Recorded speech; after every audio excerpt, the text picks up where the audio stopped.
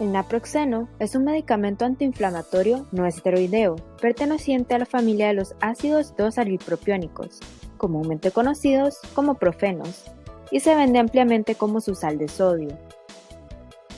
El nombre IUPAC establecido para el naproxeno es ácido 2,6-metoxi-2-naftil propanoico. A continuación también se muestran los nombres correspondientes para cada uno de sus estereoisómeros. Otros nombres utilizados para designar a los estereoisómeros del naproxeno son ácido R6-metoxialfa-metil-2-naftaleno acético y ácido S6-metoxialfa-metil-2-naftaleno acético. En cuanto a su estructura, el naproxeno cuenta con 14 carbonos, 14 hidrógenos y 3 oxígenos, por lo que su fórmula molecular es C14H14O3. Dentro de sus propiedades físicas y químicas, se menciona que cuenta con un peso molecular de 230 gramos por mol, un pKa de 4,15 y tiene un aspecto de polvo cristalino blanco, además de que es inoloro y tiene una densidad de 1,20 gramos por centímetro cúbico. De igual manera, cuenta con un punto de ebullición de 403,9 grados Celsius y un punto de fusión entre 152 a 154 grados Celsius. Además, es soluble en lípidos y prácticamente insoluble en agua con un pH bajo. La preparación en forma racémica del naproxeno se informó por primera vez en 1968 por una patente otorgada a Syntex, una compañía farmacéutica estadounidense. Luego se aprobó en 1976 para el uso con receta y se autorizó como medicamento de venta libre en 1994. Sin embargo, en muchos países sigue siendo un medicamento dependiente de la receta médica. Además, se vende bajo diversos nombres comerciales dependiendo del laboratorio que lo comercializa y el país en el que se vende. Entre ellos se encuentran Aleve, Accord, Anaprox, Flanax, Naposin y otros. Los profenos se encuentran entre los medicamentos más importantes de uso común y se emplean ampliamente como agentes terapéuticos para el tratamiento del dolor y la inflamación. Este fármaco posee un excelente efecto antiinflamatorio acompañado de efectos analgésicos y antipiréticos. Además, se ha informado que es eficaz en el tratamiento de los síntomas asociados con la migraña. Según diversos estudios, el naproxeno es un candidato prometedor para la quimioprevención y su uso profiláctico a largo plazo podría reducir el riesgo de la enfermedad de Alzheimer. Por sus propiedades, es utilizado para aliviar los síntomas y signos de la artritis reumatoide, así como en alteraciones musculoesqueléticas acompañadas de dolor e inflamación, y como aliviador del dolor postoperatorio. Esta molécula posee el efecto analgésico, antiinflamatorio y antipirético al bloquear las enzimas de la ciclooxigenasa, COX-1 y COX-2, enzimas que producen las prostaglandinas, una clase de compuestos que promueven la inflamación, el dolor y la fiebre. El naproxeno tiene un átomo de carbono quiral y hay isómeros ópticos S y R. El enantiómero S es 28 veces más activo como fármaco antiinflamatorio que el isómero R, que se informa que es una toxina hepática y que ocasionalmente puede causar trastornos gastrointestinales. Con respecto a la farmacocinética, se determinó que para 500 miligramos, el naproxeno se absorbe rápida y completamente en el tracto gastrointestinal tras administrarlo de forma oral. Además, se une a proteínas plasmáticas el 99.7% del tiempo, valor que disminuye con ciertas enfermedades. La vida media plasmática o tiempo de vida del naproxeno oscila entre las 12 y las 16 horas, cuyo estado o concentración de equilibrio se alcanza tras la ingesta de 4 o 5 dosis. También, aproximadamente el 95% de la cantidad inicial que se ingirió se excreta en la orina. Los efectos secundarios más comunes del naproxeno son molestias gastrointestinales, dolor de cabeza y aturdimiento, además de que se pueden producir úlceras gástricas y hemorrágicas. En otros casos, se presentan insuficiencias renales, daño hepático y fototoxicidad. Ahora vamos a empezar a analizar los diferentes espectros del naproxeno, empezando con el espectro ultravioleta. Bueno, pues esto nos permite identificar la presencia de sistemas conjugados en la molécula. Al irradiarlo con radiación ultravioleta, La energía absorbida corresponde a la cantidad necesaria para promover un electrón de un orbital a otro en una molécula conjugada. Se promueve el electrón pi del orbital molecular de mayor energía ocupado al orbital molecular de menor energía desocupado, a lo que le llamamos excitación. Con base en esto, se registra un espectro ultravioleta irradiando la muestra, cambiando continuamente la longitud de onda de la luz ultravioleta.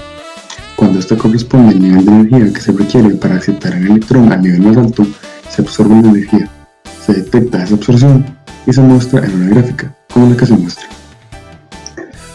La línea morada representa el espectro ultravioleta del naproxeno. Como ven, las señales confirman la presencia de sistemas conjugados en la molécula. Su señal más fuerte se encuentra alrededor de los 230. Además, vemos en la estructura del naproxeno que esta tiene dos anillos aromáticos. Esta señal 230 pertenece a los anillos aromáticos, ya que es común encontrarlos alrededor de los 200 y 250. Ahora vamos a analizar el espectro de masas del naproxeno. En la espectrometría de masas, lo que sucede es que se bombardean electrones a la molécula, y estos electrones transfieren tanta energía que la molécula se comienza a fragmentar. Por lo tanto, estos fragmentos producen las señales que se ven en el espectro que se muestra en la pantalla. Como se mencionó, la estructura del naproxeno es de 14 carbonos, 14 hidrógenos y 13 oxígenos. Por lo tanto, su masa molar es de 230 gramos por mol, lo que nos sirve para identificar la señal que produce el compuesto en el espectro de masas. En el espectro de masas encontramos el pico ion molecular a 230, el cual es el radical catión sin fragmentar. Como lo dice la palabra, como está sin fragmentar, todavía tiene la misma masa que el compuesto original. Luego se comienza a fragmentar. El primer grupo que se separa es el grupo ácido carboxílico. Como se pierde un COOH, el compuesto que resulta tiene una masa molar de 185.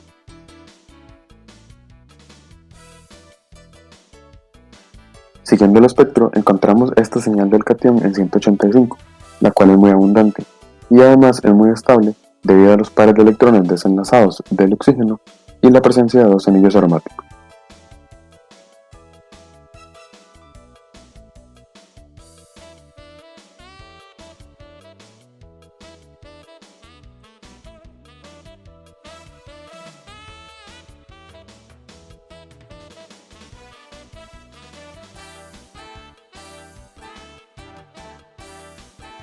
De hecho, los dos tienen razón, ya que a partir de aquí el compuesto tiene dos vías de fragmentación.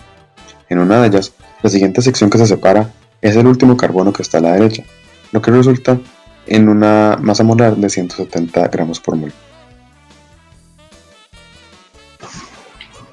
En el segundo camino que podría tomar la molécula, en vez de separarse el carbono que está más a la derecha, se separan el carbono y el oxígeno que están a la izquierda, resultando en un compuesto con una masa molar de 154 gramos por mol.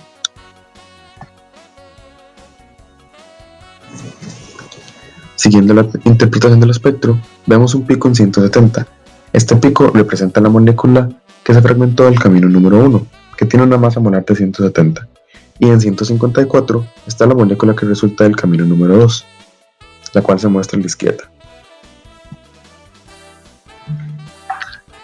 Las moléculas que provienen de ambos caminos aquí se fragmentan una vez más. La molécula de la izquierda pierde uno de sus carbonos, y la molécula de la derecha pierde un oxígeno y un carbono, por lo que resulta en la misma molécula, que daría la misma señal en el espectro. Así, resulta en una molécula con 11 carbonos y 7 hidrógenos, la cual tiene una masa molar de 139. Por lo tanto, en el espectro se generará una señal igualmente en 139. Este es el patrón de descomposición del naproxeno, de acuerdo con un estudio realizado en el 2013 a 70 electronvoltios. La espectroscopía infrarroja mide la absorción de radiación infrarroja por parte de una muestra y proporciona información acerca de la presencia de grupos funcionales en una molécula. En cuanto al espectro infrarrojo del naproxeno, se puede observar una señal ancha cerca de 3200 y corresponde al stretching del OH perteneciente al grupo carboxilo, como se señala en la molécula ubicada en la parte inferior. Asimismo, su señal bending out of plane está cerca de 900.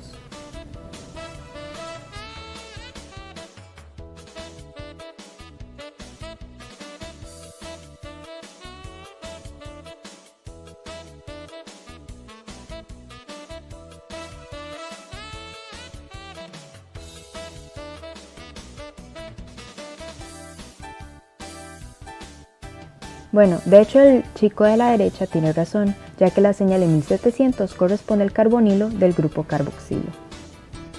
Con respecto a los hidrógenos unidos a los carbonos sp2 de los anillos aromáticos, se puede detectar una señal stretching levemente posterior a 3000 y su respectiva señal bending out of plane en 800. También se perciben señales stretching de la unión de hidrógenos a carbonos sp3 anteriores a 3000 y su respectiva señal bending entre 1400 y 1500. En cuanto a la unión entre los carbonos sp2 de los anillos aromáticos, se observa una señal stretching en 1600 y su señal bending out of plane entre 600 y 700. Adicionalmente, se encuentran señales stretching y bending de la unión CCOH en 1400, así como se muestran las stretching y bending de la unión CCO entre 1200 y 1300. Entre 1000 y 1300 se aprecian señales correspondientes al éter.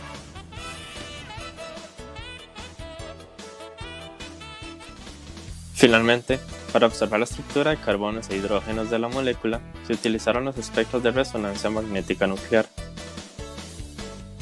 En el caso del HRMN, aquí se presentan cada uno de los hidrógenos pertenecientes a la molécula.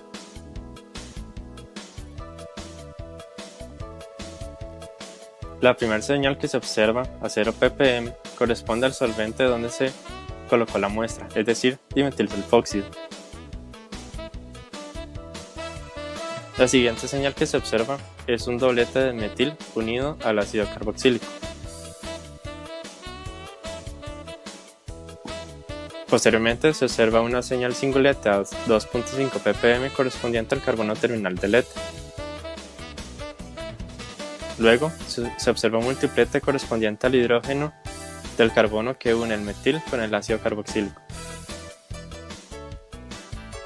Las señales entre 7 y 8 ppm corresponden a los hidrógenos pertenecientes de los carbonos aromáticos.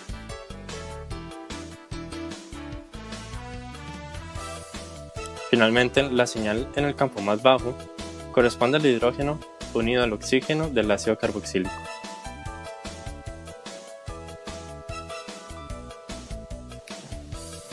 Por otro lado, se procedió a analizar el espectro de carbono 13 en resonancia magnética nuclear para esta molécula. La primera señal que se observa corresponde al carbono del metilo señalado. La segunda señal corresponde al carbono que se encarga de unir el metilo con el ácido carboxílico. La tercera señal corresponde al carbono terminal del éter. Las señales entre 100 y 120 corresponden a los carbonos cercanos al éter.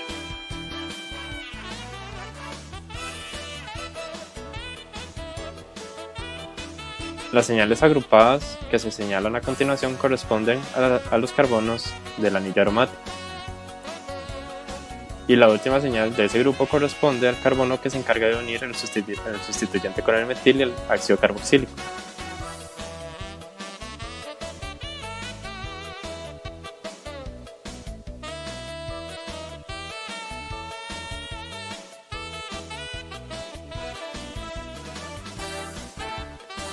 Pues resulta que la penúltima señal corresponde al carbono del anillo aromático que forma parte del éter.